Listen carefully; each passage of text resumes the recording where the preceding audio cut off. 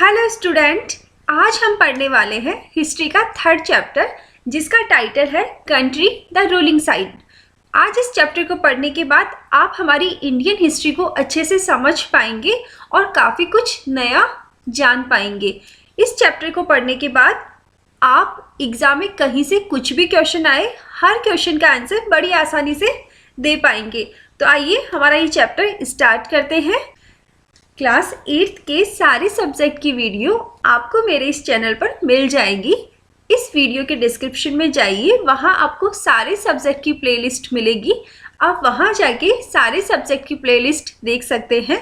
और प्लीज़ मेरे चैनल को सब्सक्राइब करना ना भूलें, क्योंकि जब भी कोई नया वीडियो आएगा तो आपको नोटिफिकेशन मिल जाएगा। आज इस चैप्टर में हम पढ़ने जा रहे हैं कि किस तरह से अंग्रेजों ने ग्रामीण इलाकों को उपनिवेश में कन्वर्ट किया, किस तरह से उन्होंने कॉलोनाइज किया ग्रामीण इलाकों को। फिर हम ये पढ़ेंगे कि उन्होंने किस तरह से संसाधन जुटाए। फिर ये पढ़ेंगे कि उन्होंने लोगों के अधिकार किस तरह से तय किए।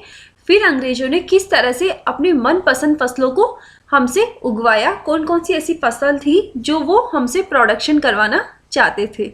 तो आइए, chapter 3 history ruling the country side.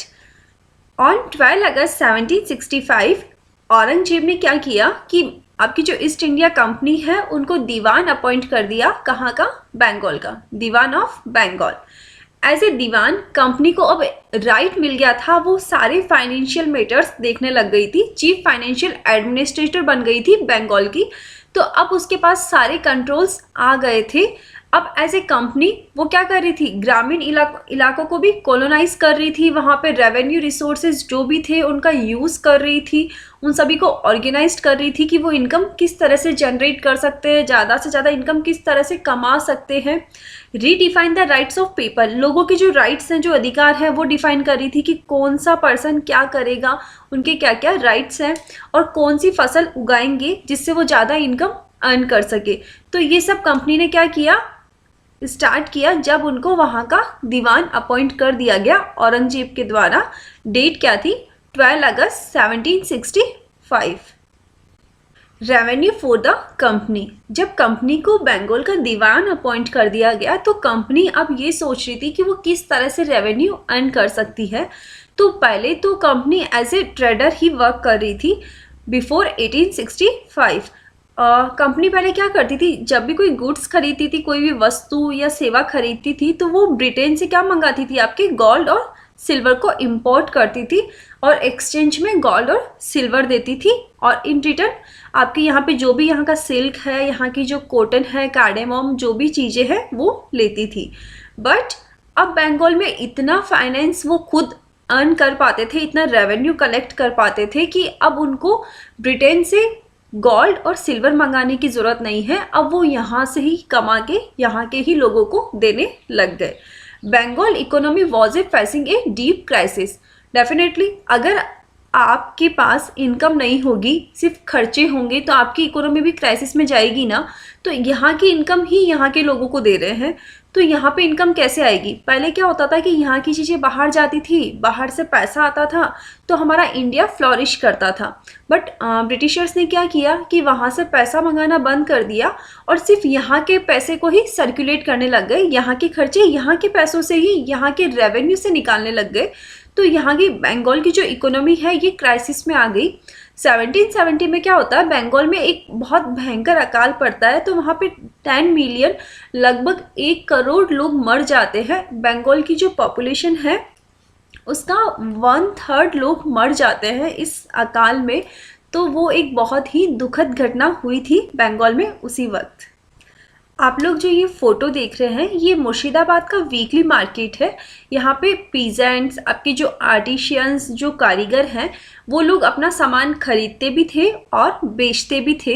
But 1770 में इकोनॉमिक क्राइसिस के टाइम आपकी जो ये मार्केट है ये बहुत ही बैडली अफेक्ट हुए थे। यहाँ के जो पीजेंट्स हैं, यहाँ के जो आर्टिशियंस हैं, ये बंगाल को छोड़ के दूसरी जगह माइग्रेट करने लग गए, दूसरी जगह शिफ्ट होने लग गए अपनी लाइवलीहुड के लिए। इन्होंने बंगाल को खाली करना स्टार्ट कर दिया। बंगाल की इकोनॉमी बहुत ही एडवर्सली हिट हुई, बहुत ही ज़्यादा अफेक्ट हुई। अब हम पढ़ेंगे the need to improve agriculture. अगर आपकी इकोनॉमिक क्राइसिस में जा रही है तो आप अपनी इकोनॉमी को बचाने के लिए कुछ तो करेंगे। तो अब अंग्रेज एज ए दीवान, उनका ये मॉरल ड्यूटी बन रहा था कि वो किस तरह से इकोनॉमी को बचाए या अपना रेवेन्यू किस तरह से अर्न करते रहे। उनको लगा कि अब वो एग्रीकल्चर में इम्प्रूवमेंट लाके अपना रेवेन्यू अर्न कर सकते हैं और बंगाल की इकोनॉमी को क्राइसिस में जाने से बचा सकते हैं। तो इसके लिए उन्होंने क्या किया, 1793 में परमानेंट सेटलमेंट सिस्टम इंट्रोड्यूस किया। ये सिस्टम ये था कि इसके अंदर फिक्स्ड इनकम उनको हर महीने आती रहेगी, बट ये इनकम उनको लाके कौन देगा। इसके लिए उन्होंने अपॉइंट किया राजा और तालुकदार को। राजा जो पहले हर एरिया के जो छोटे छोटे राजा हुआ करते थे बंगाल में वो, और तालुकदार जो थोड़े फाइनेंशियली स्ट्रॉन्ग थे, उनको एक पोजीशन दे दी, उनको एक पोस्ट दे दी। अब उनको क्या नाम दिया गया, जमींदार। उनको किसी पर्टिकुलर ज़मीन का मालिक बना दिया गया, जमींदार अपॉइंट कर दिया गया और उनको फिक्स्ड कर दिया गया कि आप हमें हर साल हर महीने इतना रेवेन्यू लाके देंगे। अब आपकी ड्यूटी है कि आप ये रेवेन्यू कैसे अर्न करते हैं, कैसे लाते हैं। तो ब्रिटिशर्स को क्या लगता था कि इस तरह का सिस्टम इंट्रोड्यूस करने से जो वहाँ के राजा तालुकदार हैं, ये लोग क्या करेंगे, एक फिक्स्ड इनकम तो अंग्रेजों को लाके दे देंगे और जो बाकी इनकम है वो खुद रख लेंगे और इससे आपकी खेती में भी सुधार होगा। वो मोटिवेट होंगे कि हम हमारी खेती में इम्प्रूवमेंट करते हैं, ताकि जितना ज़्यादा रेवेन्यू होगा उतना राजा और तालुकदार भी पैसे वाले हो जाएंगे और अंग्रेजों को एक फिक्स्ड इनकम मिलती रहेगी। तो उन्होंने ये सिस्टम इंट्रोड्यूस किया, परमानेंट सेटलमेंट सिस्टम, इन 1793। अब हम पढ़ेंगे परमानेंट सेटलमेंट सिस्टम की प्रॉब्लम्स के बारे में। Numerous zamindar were sold off their auction organised by the company as anyone who failed to pay the revenue lost his zamindari. इसमें क्या होता था कि जो जो जमींदार रेवेन्यू पे नहीं कर पाते थे अंग्रेजों को, उनसे उनकी जमींदारी, उनसे उनकी ज़मीन छीन ली जाती थी। उस ज़मीन को नीलाम कर दिया जाता था अगर वो किसी भी वजह से रेवेन्यू पे करने में फेल हो जाते थे।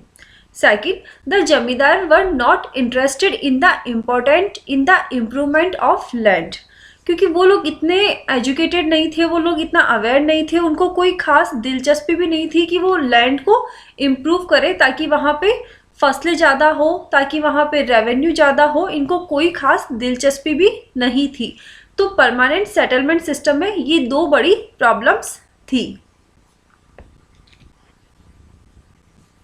A new system is devised. तो परमानेंट सेटलमेंट सिस्टम के बाद अब एक नए सिस्टम की आवश्यकता महसूस हुई। वो नया सिस्टम था आपका महलवारी सेटलमेंट, महलवारी व्यवस्था। ये सिस्टम इंट्रोड्यूस किया था आपके हॉल्ट मैकेंजी ने। किसने इंट्रोड्यूस किया था, हॉल्ट मैकेंजी ने, इन 1822।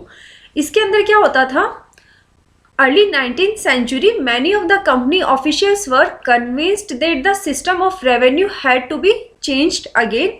सभी को ऑफिशियल्स को ये लगने लगा कि अब हमें नए सिस्टम की ज़रूरत है। तो इसमें क्या किया, हॉल्ट मैकेंजी ने अपने जो ब्रिटिशर्स ऑफिसर्स थे उनको हर गांवों में भेजा, छोटे छोटे गांवों में भेजा। वहाँ जाके उन्होंने वहाँ के रीति रिवाज, वहाँ की ज़मीनों का सर्वे किया, वहाँ की खेती व्यवस्था को जाना समझा। फिर उन्होंने क्या किया, जो छोटे छोटे गांवों का समूह था उनको क्या किस नाम से जाना जाता है, महल नाम से जाना जाता है।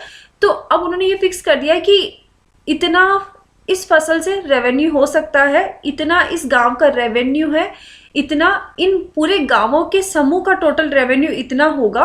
तो उन्होंने सारी चीज़ें पहले डिसाइड कर ली और उस तरह से उन्होंने क्या किया, रेवेन्यू की रेट और रेवेन्यू डिसाइड कर दिया कि हमने आपका एस्टिमेट रेवेन्यू डिसाइड कर दिया है, आपको इतना रेवेन्यू पे करना होगा। A new system is devised. Permanent settlement system में जो कमियां थी उसकी वजह से एक नए सिस्टम की आवश्यकता महसूस हुई। तो आपके एक ब्रिटिश ऑफिसर्स थे जिनका नाम था हॉल्ट मैकेंजी। इन्होंने एक नया सिस्टम इंट्रोड्यूस किया जिसका नाम है महलवारी सेटलमेंट सिस्टम। इसको इंट्रोड्यूस किया इन्होंने 1822 में, 1822 में महलवारी सिस्टम इंट्रोड्यूस किया गया। इसके अंदर क्या था कि आपके जितने भी छोटे छोटे गांव थे उन सभी गांवों को समूह कर दिया गया। हुआ क्या था कि जो आपके ब्रिटिश ऑफिसर्स थे वो सारे गांवों में गए, ईच एंड एवरी गांवों में गए, वहाँ पे उन्होंने सर्वे किया, वहाँ की खेती की ज़मीन को सर्वे किया, वहाँ के रीति रिवाज, वहाँ की फसलों का सर्वे किया एंड ये डिसाइड किया कि हर साल यहाँ के किसान कितना रेवेन्यू अर्न कर पाते हैं। उस हिसाब से उन्होंने रेवेन्यू का लगान का रेट डिसाइड किया कि आपको हर साल ब्रिटिशर्स को इतना रेवेन्यू देना होगा, इसके बाद आपके पास जो रेवेन्यू बचेगा वो आपकी खुद की इनकम है। तो इस तरह से उन्होंने महलबारी सेटलमेंट सिस्टम इंट्रोड्यूस किया। The Munro system. Munro system क्या था? आपके साउथ इंडिया में जो भी ऐसा एरिया था जो ब्रिटिश कंट्रोल में था, वहाँ आपके मुनरो ने, टॉमस मुनरो ने और अलेक्जेंडर रीड ने ये सिस्टम इंट्रोड्यूस किया। वहाँ पे एक नई व्यवस्था स्टार्ट की, रेयतवार और रेयतवारी सिस्टम। इसमें क्या होता था कि वहाँ की जितना भी खेती का एरिया था, जो भी ज़मीन थी, उनका उन्होंने सर्वे किया, फसलों का सर्वे किया और उसके बाद एक उन्होंने फिक्स अमाउंट में रेवेन्यू डिसाइड कर दिया, जिसे कहा गया रेयतवार और रेयतवारी सेटलमेंट सिस्टम। इसको इनिशिएट किया था आपके अलेक्जेंडर रीड ने और इसको डेवलप किया था थॉमस मुनरो ने। इसी वजह से इसे मुनरो सिस्टम कहा जाता है। All was not well. इस सेटलमेंट को इंट्रोड्यूस करने के बाद भी सब चीज़ें ढंग से नहीं चल रही थी। क्यों? As they desire to increase the income from land, revenue official fix to high a revenue demand. वो चाहते थे कि उनको एक फिक्स्ड इनकम मिलती रहे रेवेन्यू के तौर पे, बट उन्होंने ऑलरेडी अपने पैरामीटर्स, अपनी इनकम को इतना हाई सेट कर दिया कि किसान, जमींदार, मुखिया उस लेवल तक मीट ही नहीं कर पा रहे थे, वो इतनी इनकम जनरेट ही नहीं कर पा रहे थे कि वो उनको रेवेन्यू पे कर पाए, लगान दे पाए। As peasants were unable to pay. जो आपके किसान हैं वो रेवेन्यू देने में असमर्थ थे। जो रैयत को अपॉइंट किया गया था वो क्या गए, गांवों की तरफ पलायन कर गए, अपने एरिया को छोड़ के दूसरे गांवों की तरफ चले गए and villages become deserted in many region. और आपके जो गांव थे वो क्या हो गए, डेजर्ट बन गए, रेगिस्तान बन गए, मतलब गांव खाली हो गए, क्योंकि ऑलरेडी आपने जो रेट डिसाइड की है रेवेन्यू की वो इतनी हाई है कि लोग उसे पे ही नहीं कर पा रहे हैं, अनेबल है। तो सब अपना वो जो नौकरी पेशा था, अपना जो खेती था, उसे छोड़ के दूसरी जगह चले गए।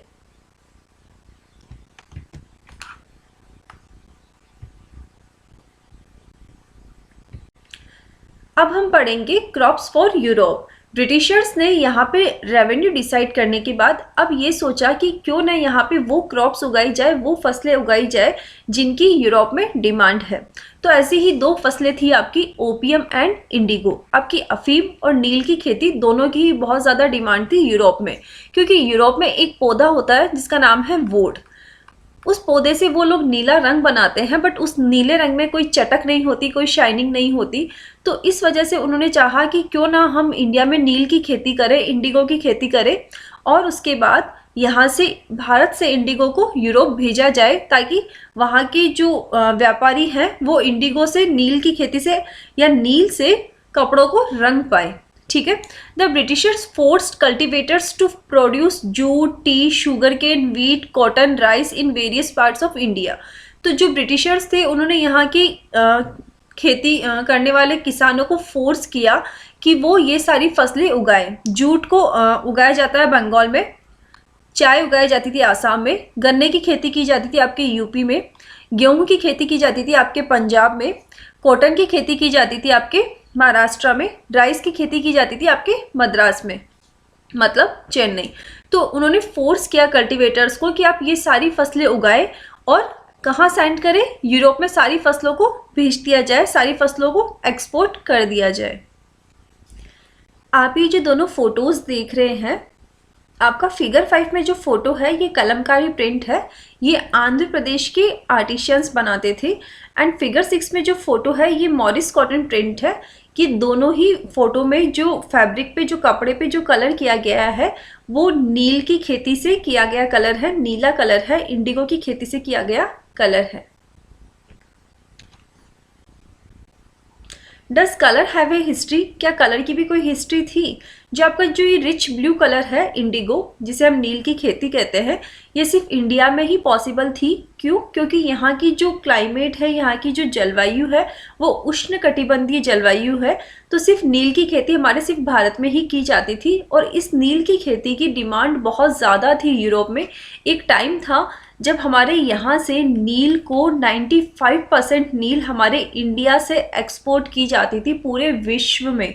95% एक्सपोर्ट की जाती थी पूरे विश्व में, मतलब 5% ऐसा है जो बाकी अदर कंट्रीज एक्सपोर्ट करते होंगे, अदरवाइज 95% हमारा इंडिया एक्सपोर्ट करता था इंडिगो को। The blue die used in the Morris print 19th century Britain was manufactured from indigo plants cultivated in India. India was the biggest supplier of indigo in the world of 19th century. अगर हम 19वीं शताब्दी की बात करें तो हमारा India सबसे बड़ा क्या है? एक्सपोर्टर था इंडिगो का, नील का, नीले रंग का। अब हम पढ़ेंगे why the demand for Indian Indigo. हमारे यहाँ पे जो नील की खेती की जाती थी उसकी पूरे विश्व में इतनी डिमांड क्यों थी? यहाँ पे जो हम नील की खेती करते थे उससे जो कपड़ों को डाई करने पे जो कलर आता था वो इतना ब्राइट, इतना चमकीला, इतना शाइन वाला होता था कि जो मैन्युफैक्चर हैं जो कपड़ों को डाई करते थे वो सभी ही इंडिगो को पसंद करते थे। By the 13th century Indian indigo was being used by cloth manufacture in Italy, France, Britain and whole world. सभी जगह हमारे इंडिगो की कलर को, नील को पसंद किया जाता था। Indigo produce a rich blue colour. जो इंडिगो से जो कलर आता था वो एक बहुत ही रिच आता था, बहुत ही ब्राइट ब्लू कलर आता था। जबकि एक और प्लांट होता है वोड, जो आपके शीतोष्ण एरिया में उगता है, जैसे कि ब्रिटेन जहाँ पे ठंड पड़ती है, बट उससे जो कलर आता था कपड़ों को डाई करने पे वो पेल एंड डल आता था, मतलब बहुत ही बेजान, बहुत ही फीका। अगर आप कोई ड्रेस पहनते हैं उसे पहनकर ये लगे कि आपने कोई नई ड्रेस पहनी है तो आपको भी अच्छा लगेगा, बट अगर आपने कोई ऐसी ड्रेस पहनी है जिसको देखकर आप खुद सोचें क्या मैंने इस ड्रेस को फर्स्ट टाइम पहना है, या ये ड्रेस कहीं मैं पुरानी उठा के लेके आ गया हूँ, तो हर कोई ड्रेस ऐसी पहनना चाहता है जो पहन के ऐसा लगे कि फर्स्ट टाइम पहना है, उस कलर में जान है, उस कपड़े में चटक है, शाइन है, right. Indigo plantation came up in many parts of north America. जो इंडिगो है उसकी खेती भारत के अलावा नॉर्थ अमेरिका के भी कुछ पार्ट्स में की जाती थी। अब हम पढ़ेंगे Britain turns to India. Europe में जब नील की खेती की मांग बढ़ने लगी तो ईस्ट इंडिया कंपनी ने क्या सोचा कि अब खेती क्यों ना बढ़ाई जाए, अब खेती का दायरा क्यों ना बढ़ाया जाए। तो ईस्ट इंडिया कंपनी ने क्या किया, भारत में नील की खेती को और बढ़ावा दिया, बंगाल में और ज़्यादा खेती की जाने लगी। पहले जहाँ 30% ब्रिटेन को एक्सपोर्ट किया जाता था नील, अब कितना किया जाने लगा, 95%। ये बात है कब की, 1810 ईयर की। 1810 में भारत से ब्रिटेन जाने वाला नील कितना था, 95%, जो पहले कितना था, 30%। The company in India expanded the area under the indigo cultivation to meet the rising demand for indigo in Europe. उन्होंने यूरोप में डिमांड को देखते हुए इंडिगो का एरिया बढ़ा दिया। हुआ क्या, ब्रिटेन के बहुत सारे अफसर, बहुत सारे लोग, स्कॉटलैंड के बहुत सारे लोग अपनी नौकरियां छोड़ के यहाँ भारत आने लगे। यहाँ पे जिनके पास पैसा था उन्होंने इन्वेस्ट किया, जिनके पास पैसा नहीं था उनको यूरोप में बैंक लोन देने को तैयार हो गई ताकि वो भारत में खेती कर सके। As the Indigo trade grew, commercial agent and officials of the company began investing in indigo production. हर कोई नील की खेती में शामिल होने लगा। सभी को बहुत मुनाफा नज़र आने लगा कि अगर हम इंडिगो की खेती करेंगे तो हम बहुत सारा प्रॉफिट कमा सकते हैं। तो जितने भी ऑफिशियल्स थे, जितने भी वहाँ पे लोग थे, छोटे से छोटे सर्वेंट थे, सभी लोग क्या करने लग गए, इंडिगो की खेती में इंटरेस्ट दिखाने लग गए। एक्चुअली हुआ क्या था, आपको पता है 18वीं शताब्दी के आखिर में यूरोप में आपने सुना होगा कि इंडस्ट्रियलाइजेशन आ जाता है। औद्योगिकरण की वजह से वहाँ पे क्या हुआ, हर चीज़ का विकास हुआ, कपास के उत्पादन में ग्रोथ आई, कपास का उत्पादन बढ़ गया। तो जैसे जैसे उत्पादन बढ़ा अब हमारे यहाँ से इंडिगो की डिमांड भी बढ़ने लगी, यहाँ से इंडिगो का एक्सपोर्ट भी ज़्यादा होने लगा। आइए अब हम पढ़ेंगे हाउ वॉज इंडिगो कल्टिवेटेड। नील की खेती किस तरह से की जाती थी? नील की खेती को करने के दो मेथड है। फर्स्ट इज निच, सेकंड इज रेयत। निच कल्टीवेशन में क्या होता था आपके निच सिस्टम में कि जो भी आपके प्लांटर्स होते थे, जो भी बागान के मालिक होते थे, वो डायरेक्ट कंट्रोल रखते थे मजदूर लोगों पर, लेबर पर। या तो वो खुद की एरिया पे, लैंड पे खेती करवाते थे, या फिर अगर उनके पास लैंड कम है तो वो क्या करते थे, ज़मीन को किराए पे लेते थे, रेंट पे लेके मजदूरों से खेती करवाते थे। बट दे डायरेक्टली कंट्रोल, उनका सीधा नियंत्रण होता था मजदूरों पर, सब अपनी देखरेख में करवाते थे।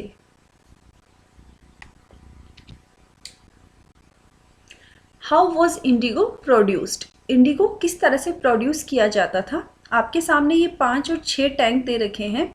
यहाँ पे इंडिगो को रखा जाता था, उन्हें गर्म पानी में बॉईल किया जाता था। ये जो आप मजदूर देख रहे हैं, ये लकड़ी से उन्हें घंटों तक उसके अंदर खड़े रह के उसको हिलाते थे, तब जाके आपके नील का नीला रंग आपको हासिल हो पाता था। द प्रॉब्लम विथ निच कल्टीवेशन, निच की खेती में दिक्कत क्या आ रही थी? जो हमने बात की थी ना कि नील की खेती दो तरीके से की जाती थी, निच और रेयत।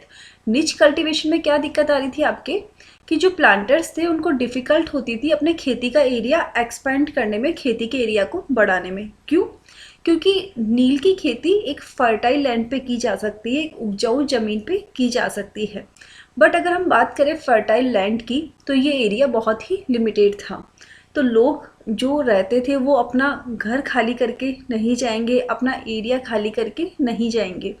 अगर बागान मालिक उनसे ज़बरदस्ती के उनका एरिया खाली करवाते हैं तो जो पीजेंट्स हैं और जो आपके बागानों के मालिक हैं, इन दोनों के बीच में क्या हो जाएगा? टकराव, इनके बीच में लड़ाई की सिचुएशन हो जाएगी। Nij cultivation on a large scale required many plough and bullocks, investing on purchase and maintenance of plough was a big problem. एक बीघा ज़मीन पे उनको कितने हलों की जरूरत होती थी? 2 प्लो की। मतलब आपके पास अगर 1 बीघा ज़मीन है तो आपको 2 हल चाहिए। अगर आपके पास 1000 बीघा ज़मीन है तो आपको कितने हल चाहिए? 2000। तो ये बहुत महंगा पड़ता था उनके लिए, बहुत कॉस्टली पड़ता था, वो अफोर्ड नहीं कर पाते थे। The planters were reluctant to expand the area under nij cultivation. तो जो प्लांटर्स थे, जो बागान के मालिक थे, वो अपना एरिया नहीं बढ़ा पा रहे थे। कई बार क्या होता था, जहाँ नील की फैक्ट्रियाँ लग रखी थी, जहाँ नील कलर निकाला जाता था, उसके आसपास का एरिया वो किसानों से ज़बरदस्ती खाली करवाते थे ताकि वो निच कल्टीवेशन कर सके। हुआ क्या, किसानों और प्लांटर्स के बीच में टकराव की स्थिति पैदा हो गई, दोनों के बीच में तनाव पैदा हो गया। आइए अब हम पढ़ेंगे indigo on the land of ryot. रेयत व्यवस्था के अंदर क्या होता था? जो प्लांटर्स हैं वो फोर्स करते थे आपके पीजेंट्स, काश्तकारों को, कि उन्हें एक कॉन्ट्रैक्ट साइन करना होगा जिसके तहत उन्हें एक लोन अमाउंट मिलेगा एट ए लो इंटरेस्ट रेट, ठीक है, जिसे आप सट्टा भी कर सकते हो। तो जो काश्तकार किसान उस कॉन्ट्रैक्ट को साइन करते थे उन्हें कैश एडवांस में मिल जाता था ताकि वो नील की खेती कर सके। बट जो ज़मीन है उस पर आपको बीज, जो मशीन, जो भी लगेंगे वो इक्विपमेंट कौन प्रोवाइड करेगा आपको? प्लांटर्स। बट मिट्टी की देखरेख करना, फसल की कटाई करना, फसलों का ध्यान रखना, ये काम किसका होता था? रेयत का। The peasants got very low prices for the indigo cultivation. जो किसान थे उन्हें बहुत ही कम वेजेस मिलता था, जिससे वो लोन और इंटरेस्ट पे नहीं कर पाते थे, उनकी हालत बहुत दयनीय थी। और ये लोन का साइकिल ऐसा था कि एक बार फसल की कटाई होने के बाद आपको फिर से नया लोन मिलता था, वही लो इंटरेस्ट रेट पे। तो ये जो साइकिल है लोन का, कभी ख़त्म नहीं होता था, और किसानों को जल्द ही समझ में आ गया कि अगर हम एक बार लोन ले लेते हैं तो उसके बाद हम फिर से फसल उगाएंगे, फसलों की कटाई होगी, फिर हमें नया लोन का अमाउंट मिल जाएगा, फिर हम इंटरेस्ट पे करेंगे, तो हम इस साइकिल से कभी बाहर नहीं आ सकते। After an indigo harvest the land could not be sown with the rice which the peasants preferred. जो नील की खेती की जाती थी तो नील की जड़ें इतनी गहरी होती थी कि वो मिट्टी की उर्वरा क्षमता को समाप्त कर देती थी। अब आप वहाँ पे कोई भी फसल नहीं उगा सकते, राइस, वीट, आप किसी की भी खेती नहीं कर सकते। रेयत व्यवस्था के अंदर आपके 75% नील की खेती की जाती थी और हम बात करें निच कल्टीवेशन की, तो उस व्यवस्था के तहत आपकी 25% लैंड पे निच खेती की जाती थी। अब हम पढ़ेंगे the blue rebellion and after, नील विद्रोह के बारे में और उसके बाद क्या हुआ। किसानों की दयनीय हालत को देखते हुए सभी किसानों ने विद्रोह खड़ा कर दिया। किसानों ने ये कहना स्टार्ट कर दिया कि हम भीख मांग लेंगे पर नील की खेती नहीं करेंगे। In March 1859 thousand of ryot in Bengal refuse to grow indigo. उन्होंने मना कर दिया कि हम नील की खेती नहीं करेंगे। उन्होंने क्या किया, कई सारी फैक्ट्रीज पे अटैक किया। जैसे जैसे ये आंदोलन फैला उनका, उन्होंने मना कर दिया कि अब हम ना तो रेंट देंगे ना इंटरेस्ट देंगे, और कई सारी फैक्ट्रियों पे अटैक किया। जो औरतें थी वो अपने घर के बर्तन लेके लोगों पे अटैक करने लगी, बागान के मालिकों पे अटैक किए जाने लगे। Ryot swore they would no longer take advances to sow indigo. रेतों ने साफ कर दिया कि अब वो एडवांस में लोन अमाउंट नहीं लेंगे, इंडिगो की खेती नहीं करेंगे, और जो भी लाठियाँ हैं, जो लाठी से जो गुंडे उनको डराते धमकाते हैं, उनसे नहीं डरेंगे। लाठियाल से अब नहीं डरा जाएगा, अब इंडिगो की खेती नहीं की जाएगी। The government set up the Indigo Commission to inquire into the system of indigo production। 1857 के बाद में आपकी जो ईस्ट इंडिया कंपनी है वो पहले से ही डरी हुई ही थी। उन्हें ऐसा लग रहा था कि फिर से एक आंदोलन खड़ा ना हो जाए, फिर से एक रिवोल्ट ना हो जाए। तो गवर्नमेंट ने क्या किया, नील का कमीशन बैठाया, पूरी इंक्वायरी की, और उन्होंने ये पाया कि दोषी कौन है, इंडिगो कल्टीवेशन में दोषी कौन है, आपके प्लांटर्स। उन्होंने रेतों का शोषण किया है, रेतों के हितों को ध्यान में नहीं रखा। तो अब रेयत फ्री है, जो अनुबंध उन्होंने किए हैं वो उन्हें पूरा करे। आगे से वो फोर्स नहीं किया जाएगा, आगे से उनकी मजबूरी नहीं होगी खेती करना। After the revolt Indigo production collapsed. इस विद्रोह के बाद नील की खेती धराशायी हो गई। अब जो प्लांटर्स थे वो कहाँ ध्यान देने लगे, बंगाल की बजाय बिहार में। अब उनका पूरा ध्यान कहाँ हो गया, बिहार में। ठीक है, तो फाइनली हमने इस चैप्टर के सारे टॉपिक्स को अच्छे से पढ़ लिया है। अब आप नेक्स्ट चैप्टर कौन सा पढ़ना चाहते हैं प्लीज़ मुझे कमेंट में ज़रूर बताइए। अगर आपको किसी भी तरह के कोई डाउट्स हैं तो प्लीज़ मुझे टेलीग्राम पर मैसेज कीजिए, और हमारे चैनल को सब्सक्राइब करना ना भूलिए। इस वीडियो को ज़्यादा से ज़्यादा लाइक कीजिए, अपने दोस्तों के साथ शेयर कीजिए। मिलते हैं हम नेक्स्ट क्लास में, तब तक के लिए अपना ध्यान रखिए, पढ़ते रहिए और खुश रहिए।